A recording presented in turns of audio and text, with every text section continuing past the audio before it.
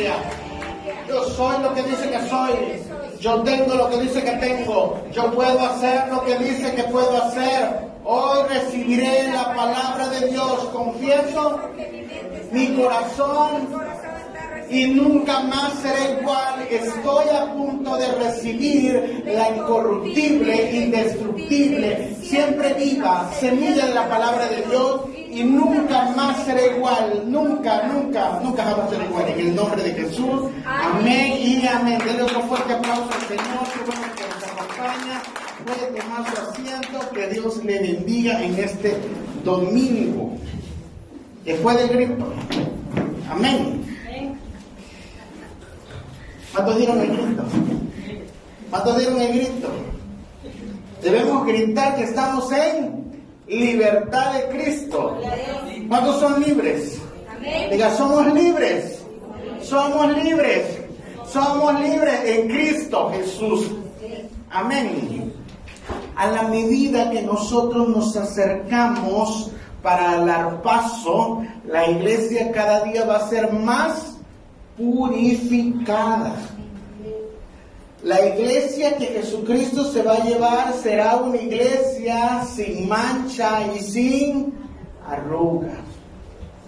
El Espíritu Santo tendrá el cuidado de estar limpiando a la iglesia. ¿Cómo va a salir la iglesia de este mundo?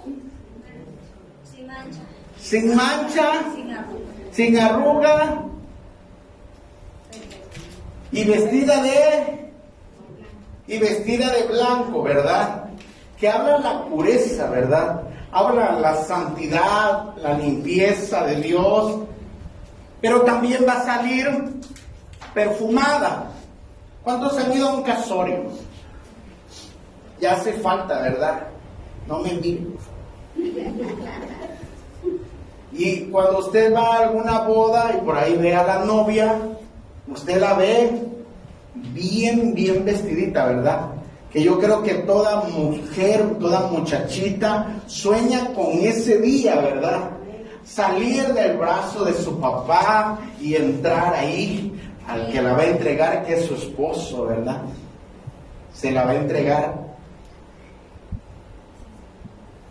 bien arregladita, bien cuidadita, con su vestido perfecto.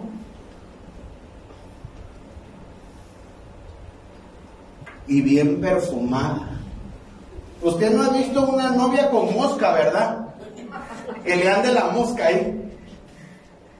O con el vestido todo manchado, ¿verdad? Se le cayó el café. Se le cayó el vino, no. Y el novio también, ¿verdad? Bien entacuchado, bien paradito ahí, va a recibir a la que va a ser ya su mujer. Hasta a mí me emociona. De traje y de todo, ¿verdad? Y entonces resulta que ya por ahí se andan diciendo, ¿cuándo, verdad? No, tranquilos. Dígale, sosiégate. Y entonces, a la medida que se va a llevar a cabo el arpazo, el enemigo siempre tratará de ensuciar a la novia. El objetivo del Espíritu Santo siempre será limpiar y santificar a la novia, que es la iglesia. Pero el enemigo siempre tratará de ensuciarla. En el pueblo de Israel, después de que se los llevaron cautivos a Babilonia por 70 años, resulta que ya no regresaron las 12 tribus. Ya no regresaron puros, algunos se habían mezclado ya con los babilónicos, con otras culturas, algunos habían adoptado sus propias prácticas. Y cuando regresaron a Israel en el tiempo ya de Nehemías, pues no se sabía en cierta cuál era una de las tribus. No podría decir yo soy de Isaacar, yo soy de Dan, yo soy de este. Pues no, porque hubo una mezcla, ¿verdad? Desde ese tiempo se le empezó a llamar al pueblo judíos, porque ya se supone que nada más tribu predominante era la de Judá y de Benjamín, que es los del sur. Pero en realidad no tenían una identidad propia. Había sido una mezcla entre lo que alguna vez fueron la cultura judía y babilónica. Y uno de los puntos, o uno de los personajes que tiene una función importante en esa época son los sacerdotes. Porque los sacerdotes empezaban a enseñar al pueblo. Así que hoy vamos a ver el sacerdocio perdido. Diga conmigo, el sacerdocio perdido.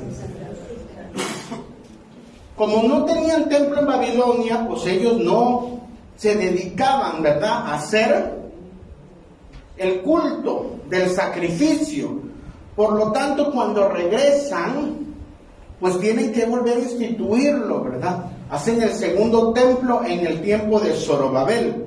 Y quiero que vaya conmigo a Joel 1, 13, 14.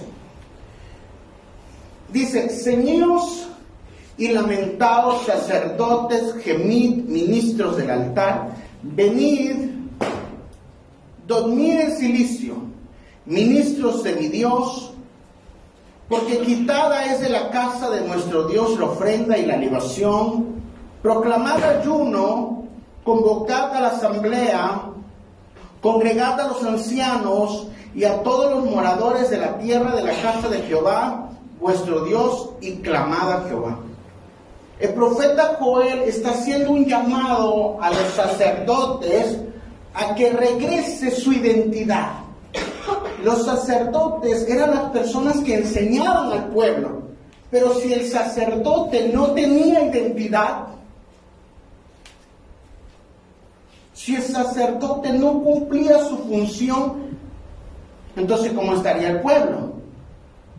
Cuando dicen, si así este líder, ¿cómo va a estar los demás? Bueno, en ese tiempo de Joel, así sucedía. Los mismos sacerdotes no tenían una identidad, no tenían definido para qué habían sido llamados, así que muchas veces el pueblo estaba corrompido. Pero Dios levanta al profeta Joel diciendo que el pueblo y los sacerdotes proclamen ayuno para una purificación no solo física. Se acostumbraba que en ese tiempo, cuando las personas sentían un dolor, cuando sentían una revelación de que estaban desobedeciendo a Dios, se rasgaban sus vestiduras y se echaban ceniza. Se ponían un traje de silicio. Y eso significaba que ellos estaban como de luto. Pero Dios no solo les estaba pidiendo un cambio externo, les estaba pidiendo un cambio interno. Y eso se logra a través del arrepentimiento. Y el arrepentimiento se logra cuando uno reconoce, diga conmigo, reconoce, que solo podemos cambiar con la intervención de Dios. Uno no puede cambiar con nuestras propias fuerzas. Y por eso Dios a veces nos incita, nos impulsa en tiempos de ayuno, en tiempos de no solo rasgar nuestras vestiduras, hacer cosas externas, quizás como venir y alabar, leer un rato la Biblia, congregarnos, son cosas externas. Pero también cosas espirituales como el ayuno, el humillar nuestra carne, el humillar nuestro corazón, para que Dios trabaje en los secretos con cada uno de nosotros y despegue toda la melcocha que está dentro de nosotros, que no podemos despegar humanamente.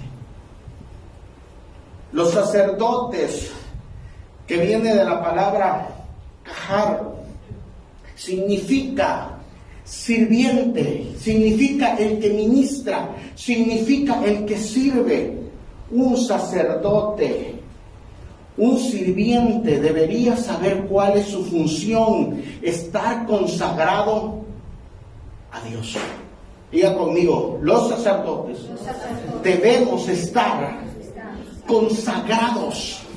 ¿Saben? Los sacerdotes son los intermediarios en ese tiempo entre Dios y el pueblo. Ellos llevaban lo que el pueblo traía, se lo presentaban delante de Dios y decía: esto te trajo tu pueblo, esta ofrenda, este becerro, lo degollaban, ofrecían ofrenda y subía como un aroma fragante delante de Dios, y su pecado le era perdonado. Ellos eran ministros, ellos eran sirvientes, pero debían tener una condición: debían ser apartados. Diga conmigo: apartados para el servicio divino. Este tipo de sacerdote venía de un linaje, del linaje de Aarón. Este linaje era considerado un linaje sagrado y separado. Diga: separado y sagrado. De las 12 tribus, solo la tribu de Leví servía en el tabernáculo. Solo la tribu de Leví, en 3 familias, unos servían armando el tabernáculo, otros cargándolo y otros ministrando. Y solo uno de esa tribu, en este caso Aarón, podía entrar cada año al lugar santísimo con ciertas características. Así que su función del sacerdote en el transcurso de la historia es que él oficiaba los sacrificios. Cada año llevaban un cordero y ponían su mano sobre el cordero, declaraban los pecados y se iban por Azazel. Pero había otro cordero, y ese cordero lo degollaban, agarraban la sangre, y el sacerdote ponía la carne sobre el altar y subía como un aroma fragante lo que se estaba quemando, el altar de bronce. Y después iba a un lugar que se llamaba el lavacro y se veía si estaba sucio. Él se veía por todos lados y decía: no estoy manchado, no me manché de la sangre, no me manché del lodo, no me manché. Ahora sí entraba al lugar santo, y en el lugar santo estaba el candelero y estaba la mesa de los panes de proposición, y él entraba con su tazón de la sangre del cordero y llevaba el incenciario y prendía el altar del incienso. Diga conmigo: Dios nos lleva a niveles de purificación. Así que en el atrio había un nivel de purificación que era el lavacro. El lavacro, que era como un lavatorio, era como un espejo y podía ver sus manchas. Número 1. Pero cuando entraba al lugar santo, cuando prendía el altar del incienso, si el incienso se elevaba, eso tenía un significado. Dios le estaba diciendo: puedes continuar al tercer nivel del lugar santísimo. Pero si el humo del incienso, en lugar de elevarse, se iba hacia el suelo, ojo, no te muevas, sal rápidamente, porque algo estás haciendo mal. Resulta que el sacerdote en sus vestiduras llevaba unas campanillas, y todo el tiempo mientras estaba dentro, que no podían verlo, también le ponían un cordel, y obviamente mientras iba caminando iba sonando los cascabeles, las campanillas. Pero si dejaba de sonar,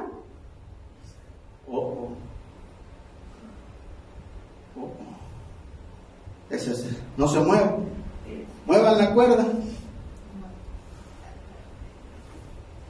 Pues entre varios, sáquenlo. Imagina si hubiera sido como el pastor, ¿verdad? Todo gordito, entre 4 o 5, sacarlo, ¿no? Porque el sumo sacerdote cayó muerto. Pero si resultaba que era acepto estaba limpio. Entonces entraba al lugar santísimo y ofrecía la sangre en el altar y la gloria de Dios descendía. Oh, qué precioso eso. La gloria de Dios descendía sobre ese lugar. Y todo el pueblo estaba afuera. Se imagina 12 tribus. La tribu de Leví, que se estaba sirviendo, expectando dentro, pero solo uno. Y cuando veían que el sumo sacerdote salía del lugar santísimo, gritaban y decían: hemos sido libres, hemos sido perdonados, Dios nos ha perdonado por este año. Y las tribus estaban expectantes, alegres, que Dios había recibido con agrado la ofrenda de la expiación, el Yom Kippur le llaman. Y entonces el sumo sacerdote se paraba afuera del tabernáculo y bendecía al pueblo con esto: el Señor les bendiga y les guarde. Él haga resplandecer su rostro sobre ustedes y tenga de ustedes misericordia. El Señor alce sobre ustedes su rostro y ponga en ustedes paz. Y había una fiesta porque Dios había perdonado el pecado. Estamos celebrando en este mes el tiempo de la libertad. Hace algunos siglos se llevó la libertad sobre este país, pero hace 2000 años Cristo salió de esa tumba y declaró: hay libertad de la muerte, hay libertad del pecado, hay libertad y vida eterna. No fueron nuestras fuerzas, fue en las fuerzas de nuestro Señor Jesucristo. Así que Él fue el mejor sacerdote. Y los sacerdotes tenían la función de llevar el arca.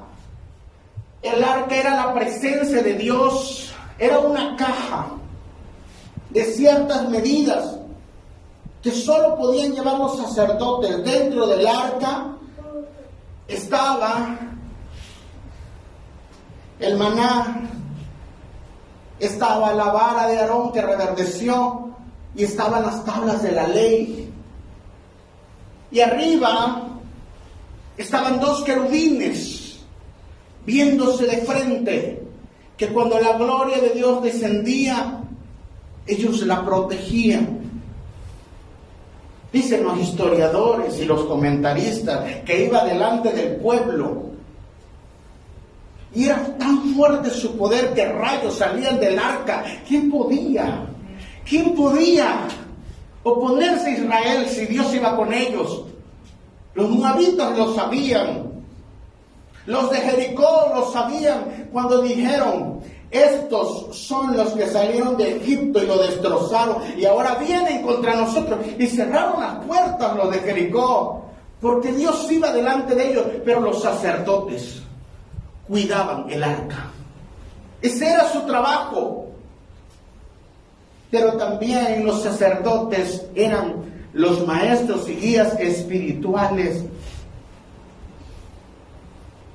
Moisés trajo los 10 mandamientos que Dios le dio en las tablas, y luego hubieron 613 preceptos, y alguien tenía que enseñarlos, y eso eran los sacerdotes. Eran los que custodiaban y cuidaban el tabernáculo en el desierto, pero eran también aquellos que le daban la mantención al templo cuando lo construyó Salomón. Bueno, destruyeron ese templo y construyeron otro en el tiempo de Zorobabel.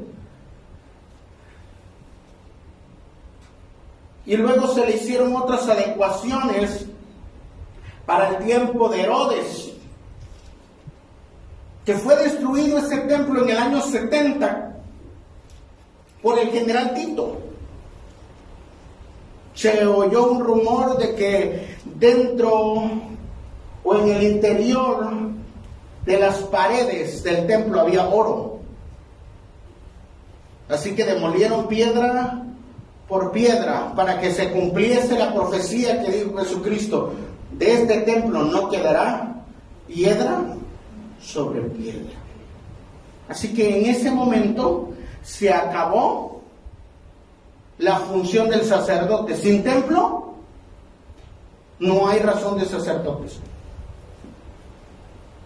Y hoy quiero hacer una comparación, se hace una comparación del sacerdote del Antiguo Testamento con el del Nuevo Testamento. El sacerdocio del Antiguo Testamento es físico, conlleva los rituales, conlleva la figura de Cristo, ¿verdad? Cuidar el arca, cuidar al Espíritu Santo, la presencia de Dios, enseñar los principios de la palabra,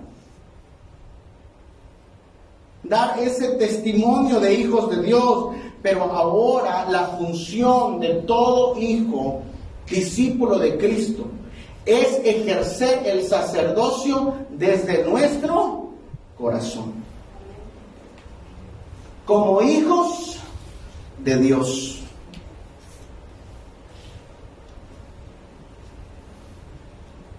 El sacerdocio en el Antiguo Testamento representaba la pureza, la santidad de Dios en un hombre. Por eso los sacerdotes estaban vestidos de blanco,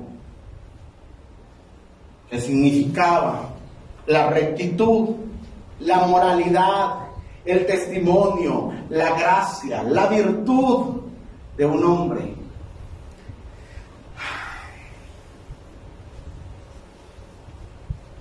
Pero como todo lo puro que Dios hace, Dios hace cosas puras. Y el enemigo quiere corromperlas. Diga conmigo, el enemigo quiere corromperlas. Usted debe entender algo. La iglesia de Jesucristo no puede ser maldecida. Diga conmigo, yo no puedo ser maldecido. Ninguna arma forjada contra mí puede prosperar. Mire, un rey mandó a buscar a Balaam y le dijo: maldice a Israel por tus dioses. Y el adivino le dijo: no puedo, están en orden. Y si están en orden, yo no puedo maldecirlos.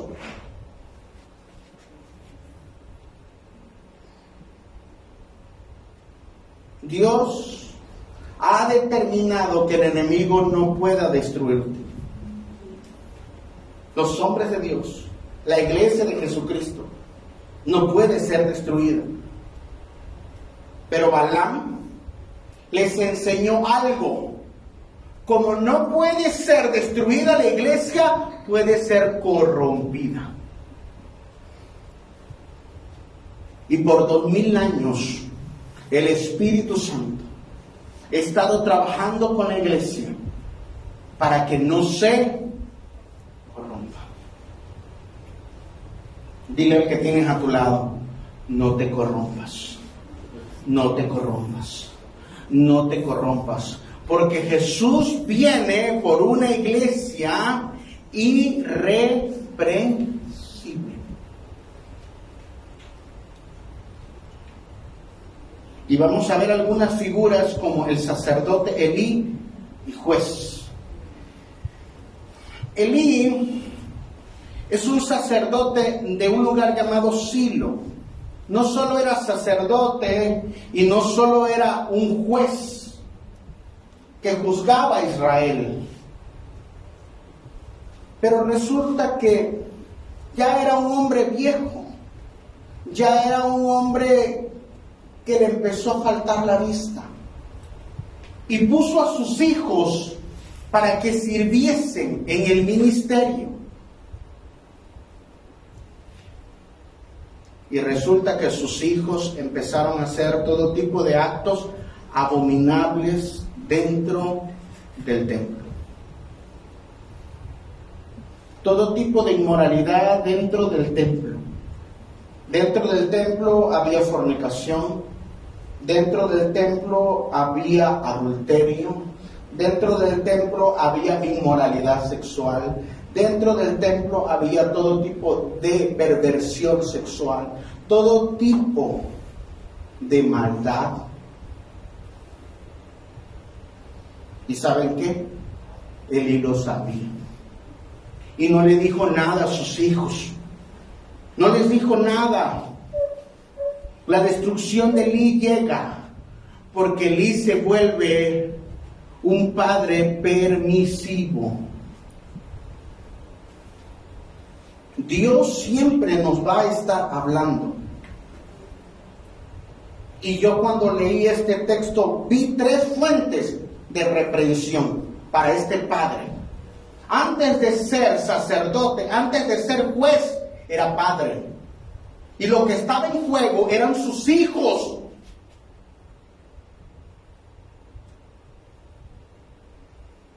Y le dijeron el pueblo, le dijo el pueblo, ¿sabías que tus hijos no andan rectamente?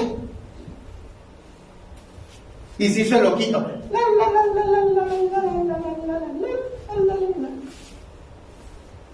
¿Sabías que tus hijos andan mal? No, ¿cómo crees? No. No hables mal de mis hijos, porque mis hijos son la divina garza. Y no hizo caso, no hizo las correcciones. Pero después vino un hombre de Dios lejano.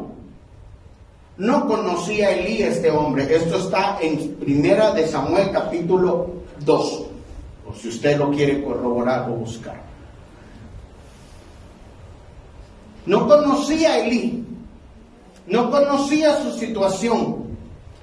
Pero vino a decirle, tú has deshonrado a Dios. Ciertamente yo había dicho que tu casa y la casa de tu padre andarían delante de mí para siempre. Pero ahora el Señor declara, lejos esté yo de mí, porque yo honraré a los que me honran.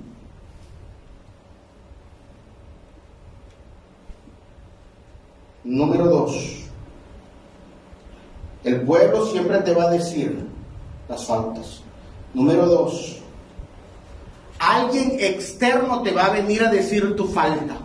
Es Dios hablándote. Que el sacerdocio tiene foco ámbar.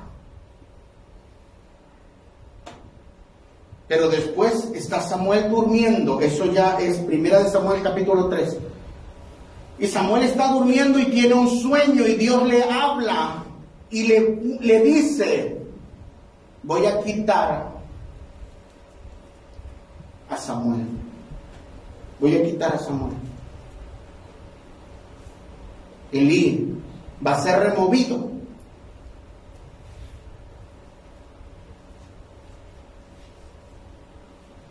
Ninguno de su descendencia va a poder ejercer el sacerdocio, porque menospreciaron mi casa, porque prostituyeron mi templo.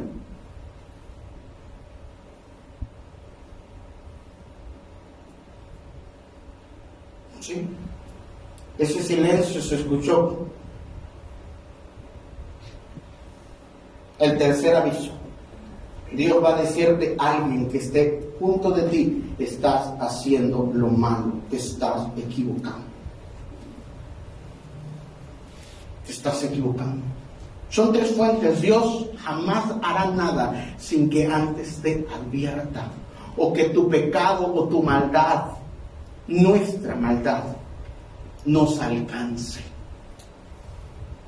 Pero me sorprende la contestación de Elí, que es lo que a mí me sorprendió cuando leí este texto. ¿Qué le respondió Elí a la reprensión de Dios? 1 de Samuel 3:18. Es algo que nunca deberíamos hacer y nunca deberíamos hablar así cuando Dios habla. Él es el Señor. Que Él haga lo que le parezca. Ah, sí. Que haga lo que le parezca. Sí. Bueno. Hubo una guerra. Salieron los hijos de Elí, los dos, Ofni y Fines, y resulta que empezaron a perder. Pues ya sé, traigamos el arca. Y llevaron el arca y los derrotaron. Ese día cayeron espada el pueblo de Israel. Cayeron los sacerdotes y próximos jueces y se robaron el arca. Corrieron a avisarle a Elí: acaban de derrotar a Israel. Bueno, eso no le importó tanto a Elí. A mí, ¿qué me importa? No me importa. Pero acaban de matar a tus hijos también. Y se han llevado el arca. Y él era el encargado del arca. Perdió el equilibrio y se fue hacia atrás. Y se desnucó.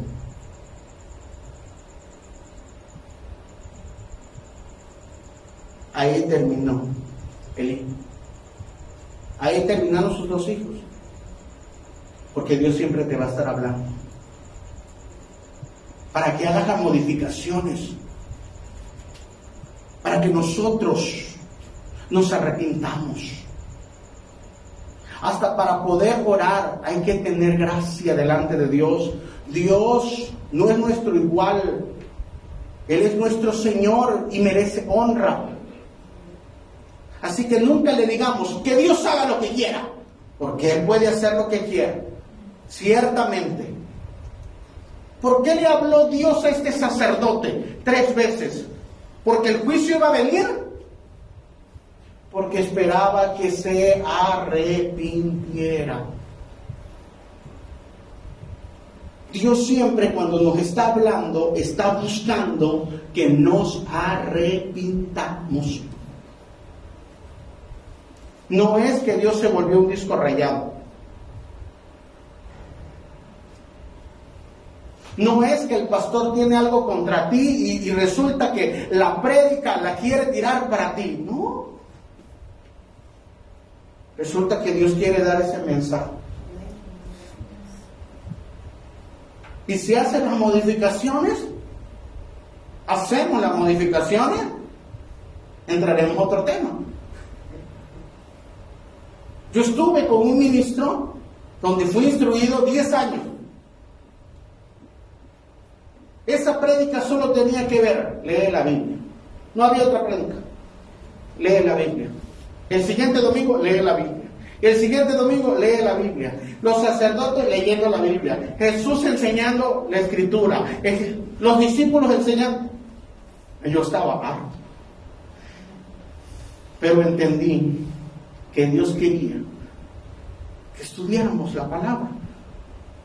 Así que Elí no entendió el mensaje. Elí no entendió que como sacerdotes todos tenemos faltas, pero que necesitamos ser purificados. Necesitamos ser supervisados. Necesitamos ser enseñados. Y necesitamos ser disciplinados. Y Elí no fue disciplinado con sus hijos. Por lo tanto, Elí y sus hijos murieron. Hoy vemos sacerdocios, vemos familias que no han muerto físicamente, porque quizá usted espera y dice: ¿por qué no me he muerto? Lo mismo que sucedió en el Edén. Si comes de ese árbol, ciertamente morirás. ¿Murió Adán y Eva en ese momento? Físicamente, no. Pero espiritualmente, sí. Y muchos sacerdotes están muertos. Es nuestra tendencia, hermanos. No es algo que nada más tenga el pueblo y no tenga el pastor. todos tenemos una tendencia, una inclinación a corrompernos. Pero los que son guiados por el Espíritu de Dios, esos son hijos de Dios. 7 veces cae el justo y 7 se levanta. Por lo tanto, no se trata del que cae, sino del que tiene la actitud de levantarse. El que tiene la actitud de que una vez que se equivocó y le pidió perdón al Señor con todo su corazón, no lo volvió a hacer. En eso hay arrepentimiento. Y podemos ver la figura de Aarón también. Aarón, el sumo sacerdote.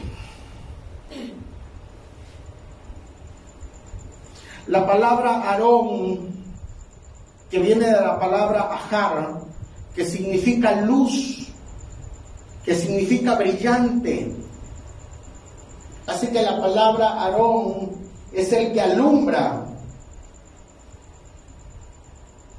como el significado de lo que él o lo que era su propósito, guiar a través de su ejemplo.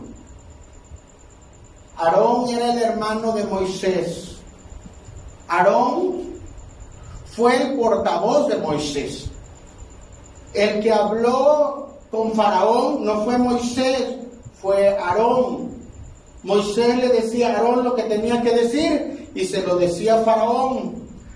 Aarón, muchos de los milagros que se produjeron o plagas que vinieron en Egipto fueron porque Aarón la declaró. Moisés le dijo a Aarón, a ver Aarón, toca con mi vara el río y dile que se convierta en sangre. Y no lo hizo Moisés, lo hizo Aarón. Y se convirtieron en sangre. Le dijo, con mi bastón, golpea la tierra y se convertirá en piojos. Y golpeó la tierra, Aarón. Salieron piojos. Aarón no era apartado de ver los milagros y las maravillas de Dios. Pero quiero que veamos Números 20, 25, 29. Dice, toma a Aarón y a Eleazar su hijo y hazlo subir al monte Hor.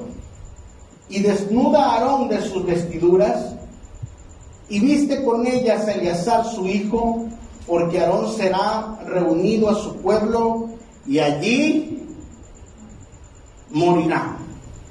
Y Moisés hizo como Jehová le mandó y subieron al monte Hor a la vista de toda la congregación.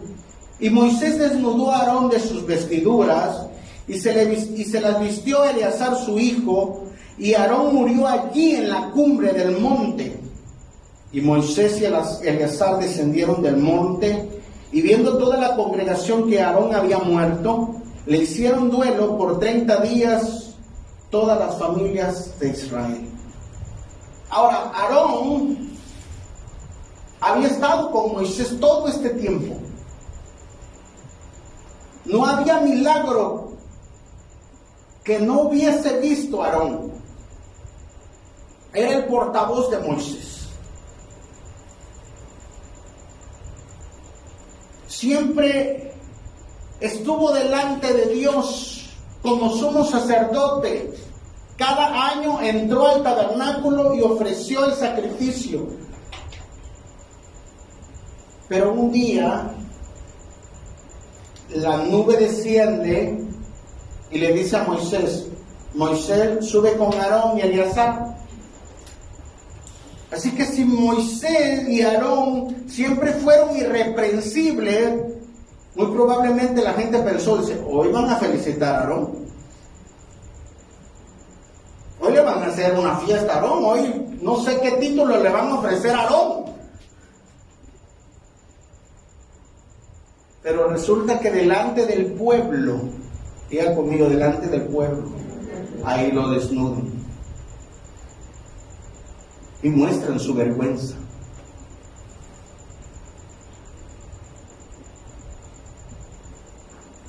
el ropaje del sumo sacerdote representa la unción.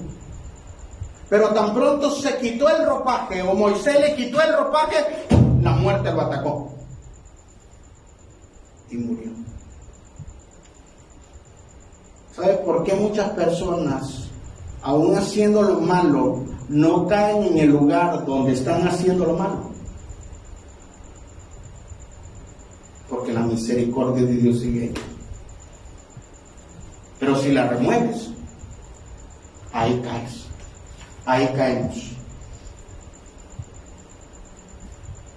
Hasta ese momento todos veían a Aarón como wow, como el intachable, como el recto, como el puro. Como dice 2 de Timoteo, solo tenía apariencia de piedad. Jesús le dijo a los fariseos: ustedes son sepulcros blanqueados. Están bonitos por fuera, pero por dentro son una podredumbre.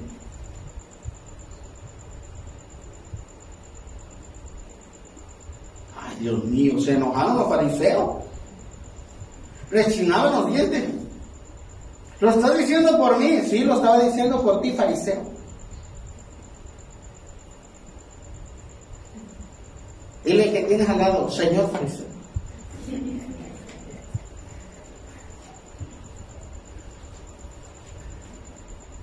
¿Saben qué terminó el que Jesús le dijera la verdad a los fariseos?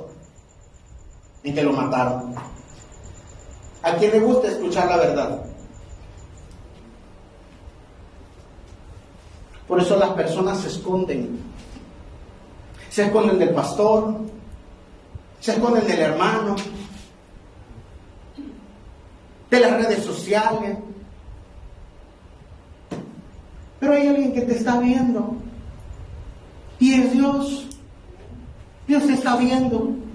Ahí donde estás fornicando, Dios te está viendo. Ahí donde estás haciendo tus actos perversos, te está viendo.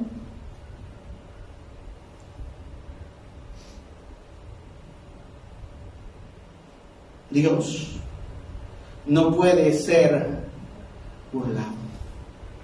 Dios no puede ser burlado, hermano.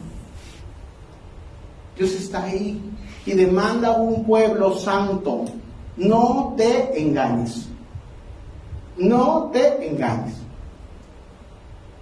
Sin santidad, sin santidad, sin santidad, nadie verá al Señor.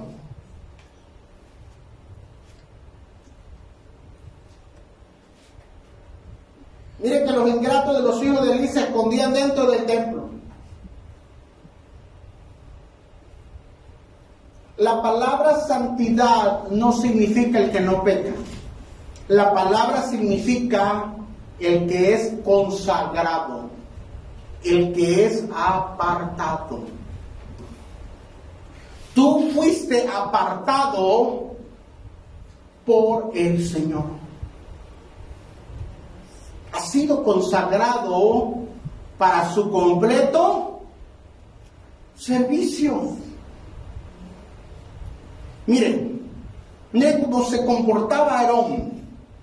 ¿Por qué a veces las personas no pueden ver este tipo de cosas? ¿Por qué no pueden ver su pecado?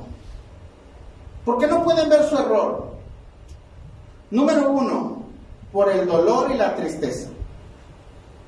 La Escritura dice que Jesús había muerto. Esos son con los caminantes de Emaús, e iban con Jesús. Y Jesús no lo notaba. ¿Qué son estos lloros? ¿Qué no sabes que Jesús murió? Pero no lo podían ver, caminaba con él. El dolor. Algún trauma que estás pasando.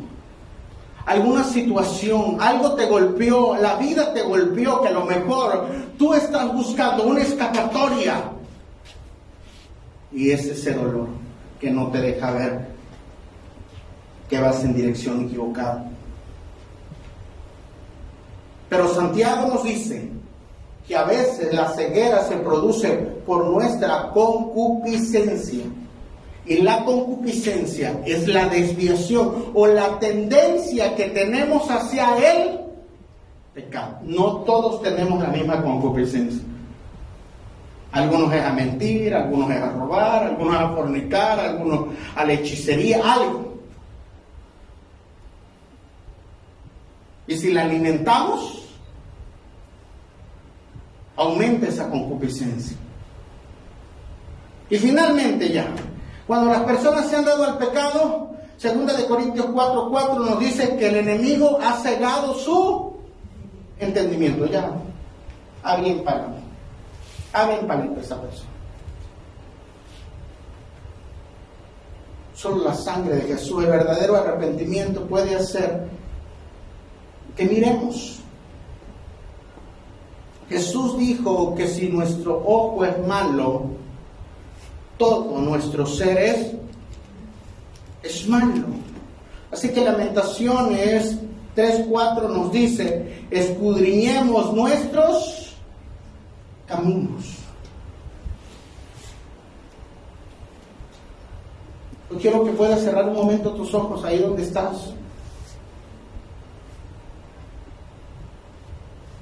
Y quiero que entiendas que este mensaje no es para otra persona. Ese mensaje es para ti. Este mensaje es para mí. Y Dios nos está hablando de que necesitamos un cambio. Necesitamos un cambio, hermano. No puedes seguir pensando que la maldad no te va a alcanzar. No puedes pensar que siempre vas a poder estirar la misericordia de Dios al máximo. Un día te va a alcanzar el propio pecado.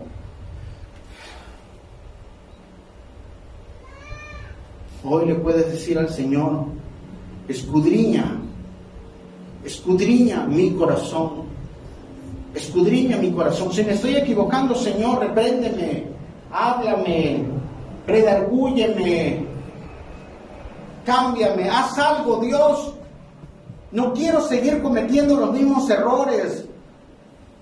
Iglesia del Señor, Jesús está a la puerta.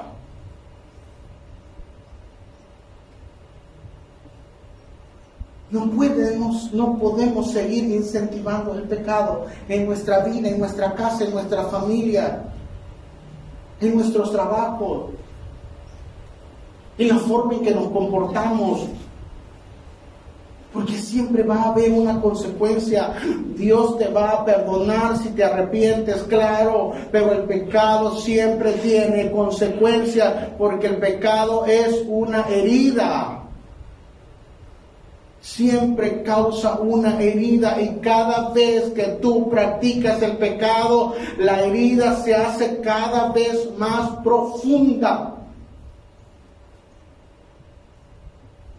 La inmoralidad crecerá más y más y más y más hasta que te encuentres con la muerte. Este fue el mensaje que le dieron a Elí, pero Elí no quiso entenderlo. Se reprobó su corazón, se reprobó su mente. Así que en este día dile: Señor, escudriña mi camino. Escudriña mi camino. Y busquemos volvernos a Dios. Amén. Dale un fuerte aplauso al Señor. No me va a dar tiempo de tocar todos los tópicos, pero voy a tocar al menos uno o dos. ¿Qué sucede con cuando usted... Mire, yo no estoy aquí para juzgarle. Yo no soy nadie para poner y decirle: tú no. Sabe Dios que yo lucho con mis propias cosas. Y sabe Dios que me incomoda andar diciendo este tipo de cosas. Pero es necesario. Porque Aarón no se lo dijeron. Cuando se enteró Aarón que realmente necesitaba cambio, un día lo subieron y pum, ahí se murió.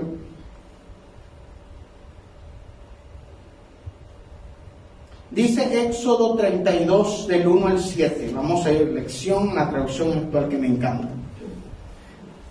Yo sé que le encanta la traducción actual. Cualquier cosa, pelearse con la Biblia, no conmigo. Cuando Moisés tardaba, diga cuando Moisés tardaba. Ya se enojó. Cuando Moisés tardaba mucho de bajar de la montaña del Sinaí, los israelitas se reunieron con Aarón y les dijeron: Moisés nos sacó pero ahora no sabemos qué le sucedió. Es mejor que hagas para que sea nuestro guía. Ok, ahí vamos a empezar. ¿Cómo te comportas cuando no estás en un público religioso?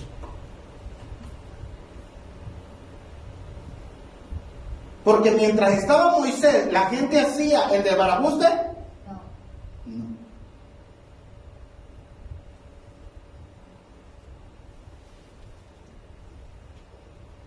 Pero se encontraron a alguien que no les decía nada.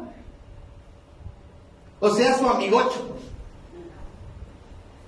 Es que Nachito no me va a decir nada. Es que el gordito no me va a decir nada. Seguramente. Te puedes esconder del pastor. Pero siempre hay un fake que te acusa. Siempre hay una captura de pantalla que te acusa. Siempre hay un yo lo vi. Siempre hay una foto. Aarón. ¿No está Moisés? Pero Aarón es nuestro cuate. Aarón, este Moisés no bajó. Nos haces un Dios. ¿Usted qué le contestaría?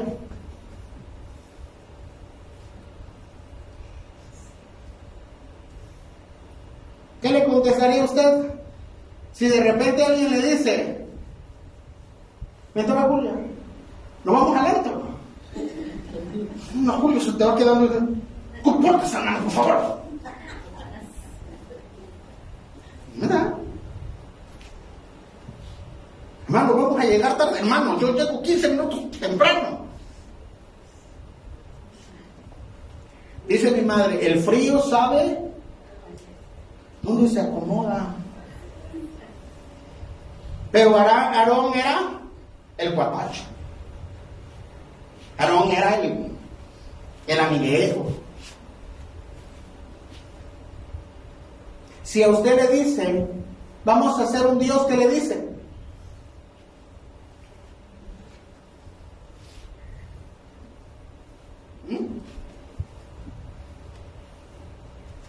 Mire, es chistoso. Yo voy a hablar de mí, porque luego la gente puede pensar: ¿hasta me está tirando? No sé. Voy a hablar de mí. Un día llegó un pastor, no voy a quemar, y me dice: Nachito, dime, ¿qué te parece si nos vamos al carnaval? No tiene nada de malo, nada más vamos a ir a ver. Usted va a decir: el pastor, el hermano Ignacio, pues bajamos y allá lo vimos. Los ojos nos bailaban así, cuando el pastor nos abrazábamos y así. Cuando yo empecé a estudiar la palabra y empecé a buscar del Señor, digo: ¿cómo no me fui a meter eso? Yo era un cristiano. Bueno, un cristianito. Estaba medio sancochado a 3/4.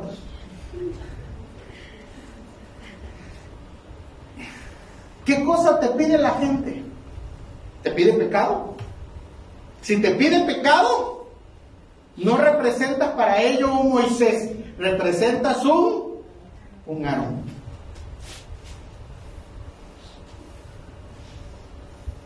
Hermano, hay cosas que nosotros cuando éramos niños pues nos atrae. Pero hay cosas que cuando uno va creciendo, uno le debe decir al hermano, sosiégate. Eso ya no lo practicamos. Compórtate. Eres un hombre, eres una mujer de Dios.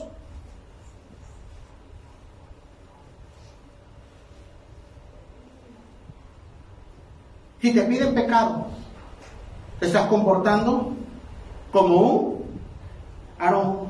Mira, me encanta lo que le responde Aarón. Aarón les contestó, no. Aarón les contestó, pero es necesario el oro. Así que tráiganme las joyas que llevan puestas sus esposas, sus hijos y sus hijas. Ellos se la llevaron a Aarón y él las tomó y las fundió y trabajó el oro hasta darle forma de un toro. Al verlo, el pueblo dijo, Israel, aquí tienes a tu Dios que te sacó de Egipto, la exilio. Cuando Aarón vio esto, le construyó. ¿Qué le pidió el pueblo a Aarón que hiciera? ¿Qué le pidió? Un ídolo. Un ídolo. Y él lo formó. ¿Cuál fue la figura? De un toro. Pero mire eso. Cuando Aarón vio esto, le construyó un altar. Eso no se lo pidieron.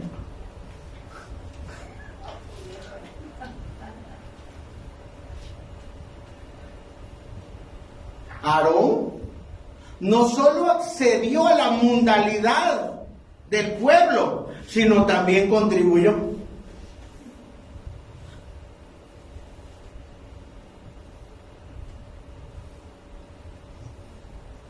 Hermano, los Aarón todavía existen y te dan por tu lado y te dicen, no, vive Dios, vive el Señor, que tú estás bien. La sangre de Cristo nos protege. Sin vergüenzas.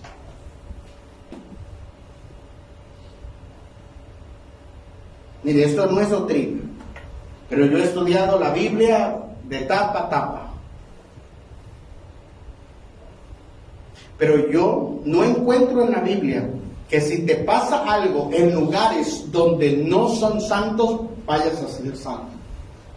Lo siento, te lo tengo que decir. Si Dios te llama en ese lugar de perversión, es muy probable que no seas salvo. Un solo les hizo el toro, les hizo el altar.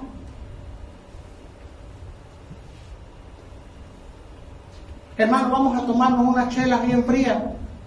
No, yo no voy a tomar, no te preocupes, pero yo te coopero. No voy a tomar, pero te coopero. Hermano.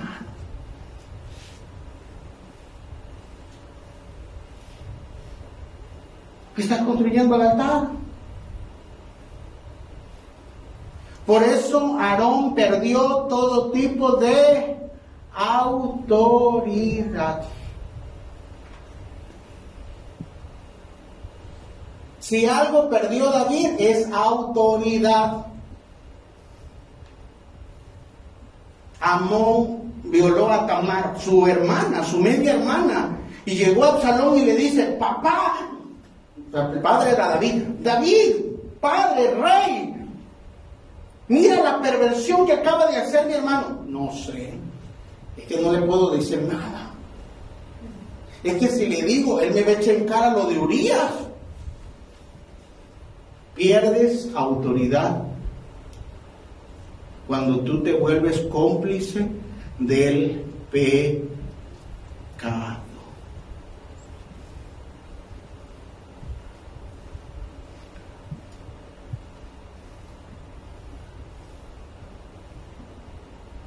Seis, te va a gustar esto.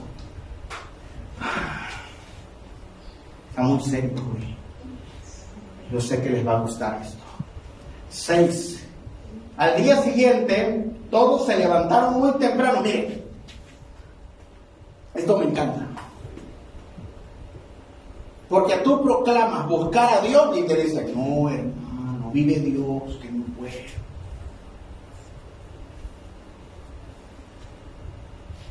Pero llámalos al pecado, hermano.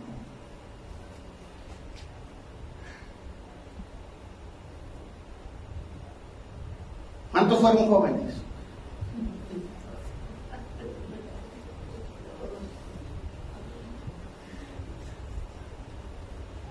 Y al menos que usted tuviera un papá o mamá estricta, ¿verdad? Pero cuando se iba al antro, cuando se iba a las 3, 4 de la mañana, tomando, haciendo todo tipo de barajuste, y a las 6 para la escuela o para hacer la actividad, bien, todo ahí. Pero resulta que ahora, para buscar a Dios no quiere. Para lo malo la gente siempre tiene. Así que ellos se levantaron muy temprano, ya se me acabó el tiempo. Qué bueno, dice. Al día siguiente todos se levantaron muy temprano y ofrecieron en el altar sacrificio, mire, y ofrendas para pedir perdón. ¿Pedir perdón de qué se estaban idolatrando? Después de hacer el sacrificio, ¿qué hicieron?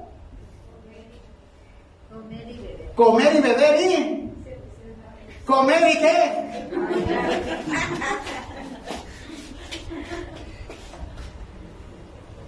Ay, hermano.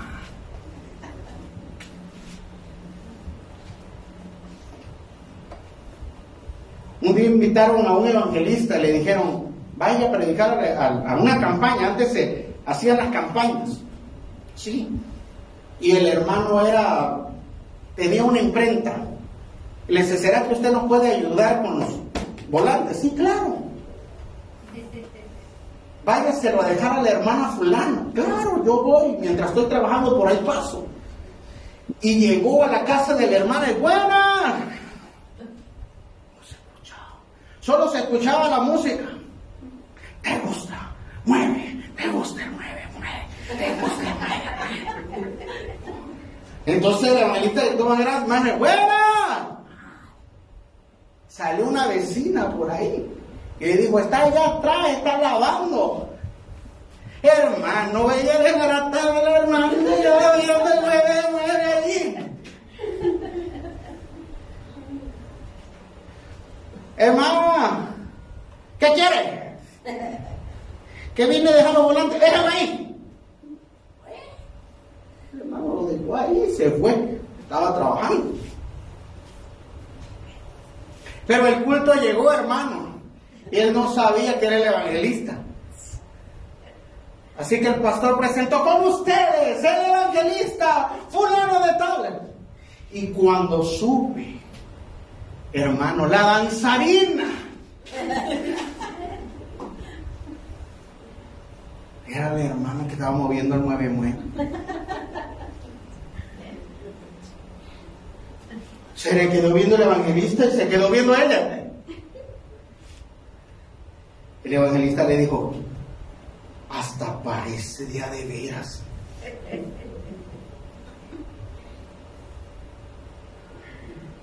Hasta parece verdad.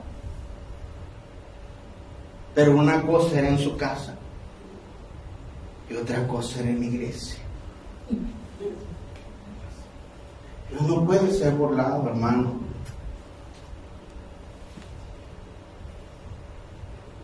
Quiero cerrar con otro testimonio más triste de una jovencita que bailaba en el altar. Le llaman danzarinas. Y un día vino con nosotros, o sea, con los pastores, y nos dijo, hermano, yo quisiera pues seguir preparándome. Adelante, hermana, qué bueno que te estás preparando. Fíjese que me invitaron ahí al carnaval y me van a preparar,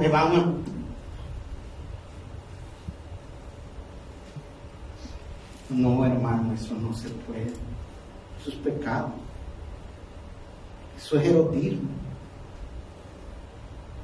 Usted no puede comportarse como una mujer mundana. Usted es una mujer cristiana.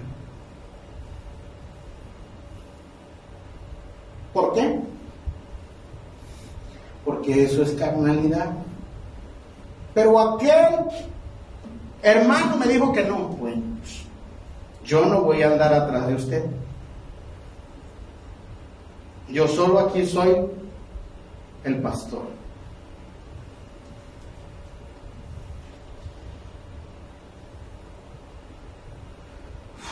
Después de un tiempo, esa persona ya se le veía bailando en ese tipo de cosas. ¿Por qué? ¿Por qué digo esto? Porque el toro representa a Baal y el carnaval representa eso. Todo eso que tenga que ver con bailes eróticos y todo ese tipo de cosas es perversión al Señor. Y entonces fue decayendo. Ya no solo participaba en las comparsas. Después, los que la vieron en la comparsa la invitaron a trabajar ahí. Y usted sabe cómo termina ese tipo de personas. La permisividad nos hace que vayamos en una escalera que se llama la escalera de la inmoralidad.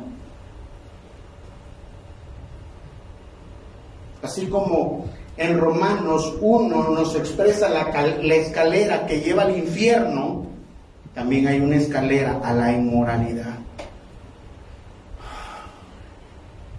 Sed santos, porque yo soy santo.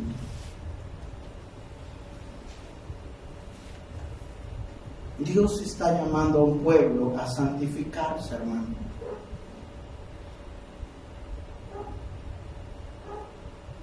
Vive Dios que usted puede y está en el derecho de hacer todo lo que quiere. Y si usted viene conmigo y me dice, pastor, yo voy a hacer eso, es su decisión. Pero todos tenemos Espíritu Santo.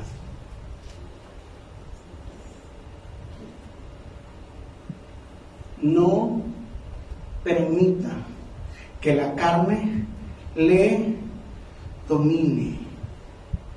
Aarón perdió el respeto. Nadie respeta a las personas que acceden a ese tipo de prácticas.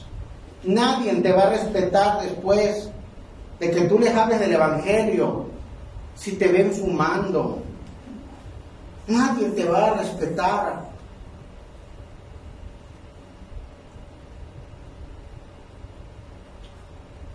Somos personas y somos cartas leídas. Todos nos están viendo, todos. Le pertenecemos a Cristo. Nuestro testimonio es importante, pero sobre todo nuestra salvación es importante. Más de el evangelismo que hacemos a través de nuestro testimonio, tu corazón. Y Aarón no lo entendió. Sus amigos venían con él y sabían que todo les iba a permitir. Aarón perdió autoridad como sacerdote. Prefirió la aprobación de la gente que la aprobación de Dios. Y en este día,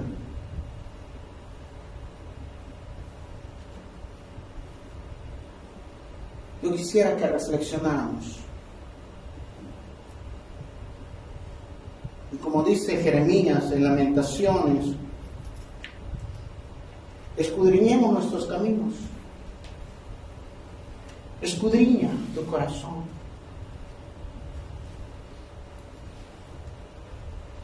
Este mensaje es para presentarnos delante del lavacro y decir, estoy manchado aquí, me tengo que limpiar,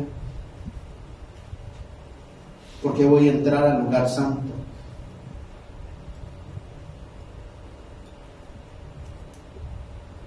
Dios siempre nos va a hablar en el lugar secreto.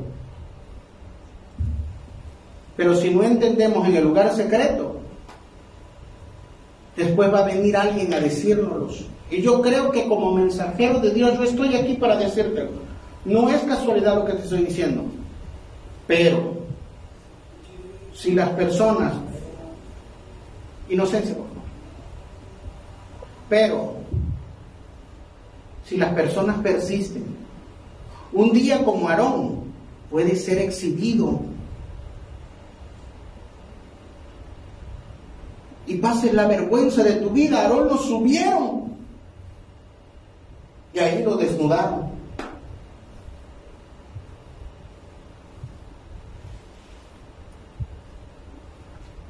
Y que estamos a tiempo. Estamos a tiempo. Todos estamos luchando con algo. Yo no estoy aquí diciendo que soy perfecto. Estoy diciendo aquí que nos rindamos. Cuando una persona se rinde al pecado y deja de luchar ya. No estoy diciendo a aquel que está luchando por el pecado. Personas me hablan y me dicen, pastor, yo estoy luchando, estoy queriendo adulterar, vamos a orar, vente, vamos a platicar, vamos, salte de ahí donde está. No estoy diciendo con las personas que están luchando, no, este mensaje es para ti, para que sigas perseverando. Estoy hablando con las personas que han bajado las manos y dicen, me tiro, me entrego al pecado ya.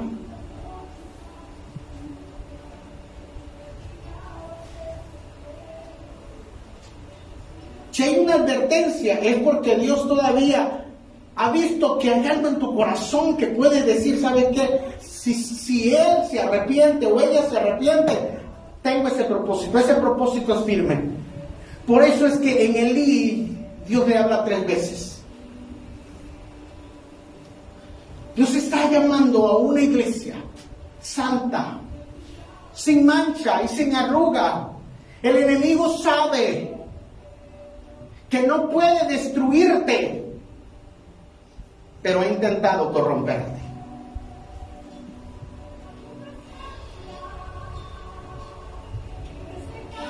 Hay 2 tipos de discípulos. Los discípulos Aarón, que son permisivos, mundanos, o los discípulos que suben a la montaña, como Moisés, que buscan a Dios, su perfecta voluntad. Les cuesta porque suben a la montaña. Y yo sé que hay personas que suben todos los días a la montaña de la oración. Algunos están cansados. Algunos no tienen fuerza, pero dicen, Señor, no tengo fuerza, no tengo ganas, pero hoy me voy a levantar a buscarte, porque quiero santificarme, quiero purificarme más para ti, quiero ser esa novia irreprensible. Los jóvenes, cuando yo los veo orar a las 5 de la mañana, digo, con todas las luchas, con todo lo que les ofrece el mundo, estás aquí orando, estás luchando. Eso se llama tener dominio propio, eso se llama tener hambre por Dios. Dios está llamando a un tiempo de purificación. Dios está llamando a un tiempo de purificación. El que quiera purificarse, que se purifique más. El que quiera enlodarse, que se enlode más. Pero la sangre de Jesús que está sobre nosotros nos ha quitado el pecado, nos ha dado otra oportunidad. No regreses al pecado. No regreses como la puerca que fue lavada y se regresó al lodo. No regresemos a nuestro propio vómito. Lucha, lucha, lucha. Resiste el pecado. Pide ayuda. Señor, yo estoy batallando con esto. Júntate con personas que hayan superado lo que tú estás luchando. Júntate con personas que te inciten a buscar más de Dios. En el nombre de Jesús. En el nombre de Jesús.